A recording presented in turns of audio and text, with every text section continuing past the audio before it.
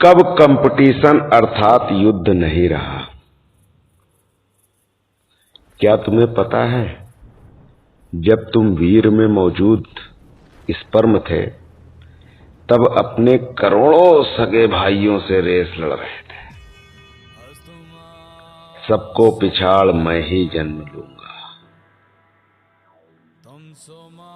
फिर तुम जाइगोट बने, माइटोसिस करके मां के गर्भ में गोते लगा रहे थे।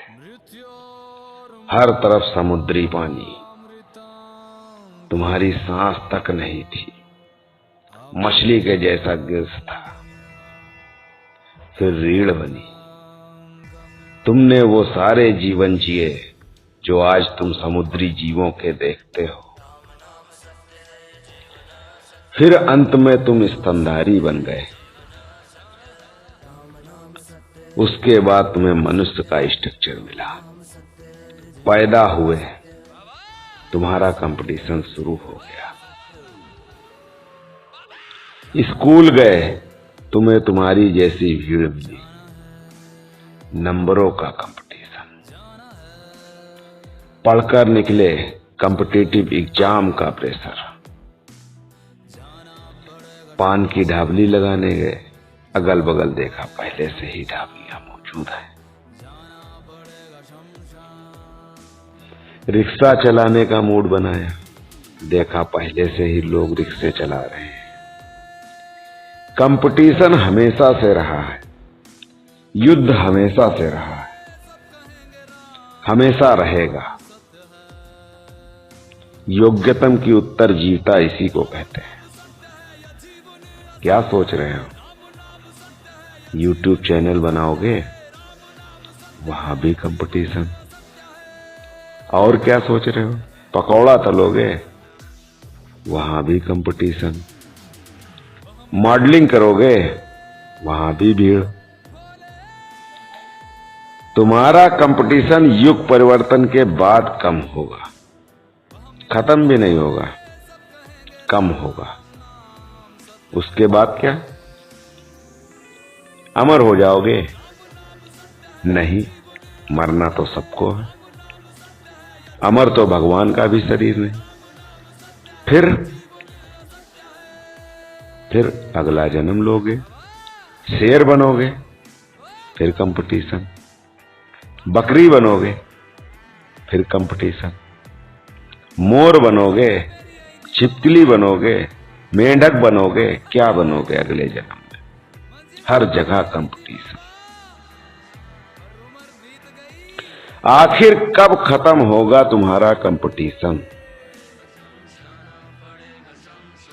प्रश्न, आखिर कब खत्म होगा तुम्हारा कंपटीशन? आध्यात्म। कुछ ऐसा हो कि इस माया से निकल जाए। ध्यान पैसा कमाने सिखाने शांति का मार्ग खोजना मात्र नहीं है। ध्यान पैसा कमाने सिखाने का मार्ग नहीं है। शांति नहीं मिल रही है, ध्यान कर लो ना। ध्यान समाधि कंपटीशन से मुक्ति है। जब तुम जीते जी मरना सीख जाओगे, तब मरते समय वहीं जाओगे जहां जीते जी समाधि लीन अवस्था में जा चुके हो। यह सब कैसे होगा? ब्रह्मांड में इतनी जगह है, इतनी जगह है कि तुम एक गैलेक्सी के मालिक तक बन सकते हो। तुम फंसे हो धरती खरीदने की जंग में।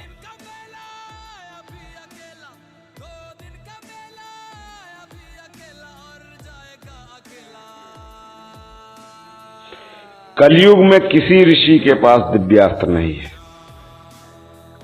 इसीलिए दिव्यास्त्रों को प्राप्त करना अन्य युगों की तुलना में कठिन है। अतः ध्यान करने से पूर्व यह ज्ञात रहे, ध्यान किसे करना है। देवताओं इंद्र, अग्नि, वायु, वरुण, सूर्य का ध्यान करना सबसे सरल है। आदिदेव ब्रह्मा विष्णु महेश एवं आदि शक्ति सरस्वती लक्ष्मी गौरी में ध्यान भक्ति करना उत्तम है, परंतु इनसे दिव्य साक्षात्कार, प्रत्यक्ष दर्शन और दिव्यास्त्र प्राप्त करने में कलयुगी मानव सक्षम नहीं है। कुछ अपवाद को छोड़कर, अपवाद हर जगह होते हैं। कलयुगी मानव सक्षम क्यों नहीं है? उत्तर, क्योंकि अनावश्यक जनसंख्या वृद्धि से मानव का प्रकृति, कॉमन भाषा में डीएनए, संक्रमित असंतुलित हो चुका है। संक्रमित असंतुलित कैसे? उत्तर, अभी संसार में जितने भी जीव शेष हैं वो केवल 10% जातियां ही, बाकी के 90% तो लुप्त हो गए।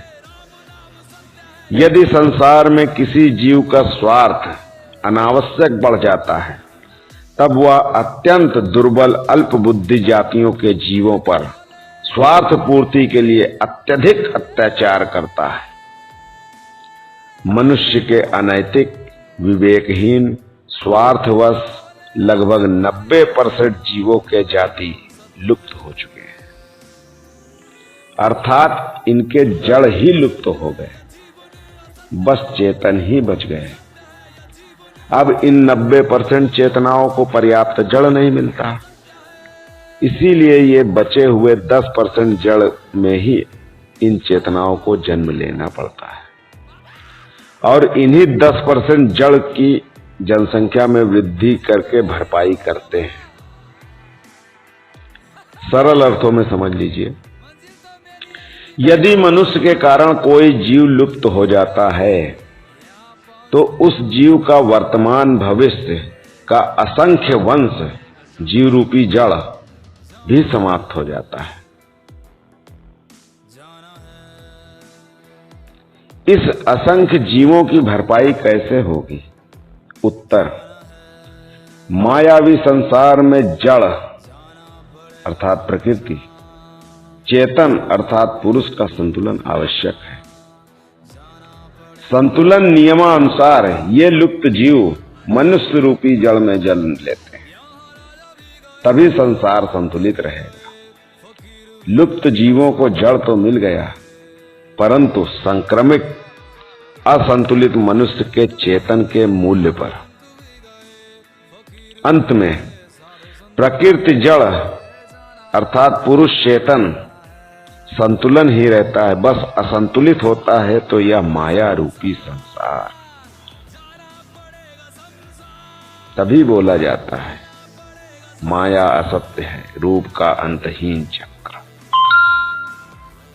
जैसे मनुष्य के कारण असंख्य जीव जातियां लुप्त हुए हैं, फलस्वरूप मनुष्य जाति भी संसार की सबसे दुखी प्राणी बनकर जीवन जीने को विवश हो जाता है। असंतुलित चेतन से असभ्यता, काम, क्रोध, लोभ, मोह, अहंकार, स्वार्थ की अनियंत्रित वृद्धि हो जाती है, जो अंततः मनुष्य के असंख्य वंशों के पतन का कारण बनती है।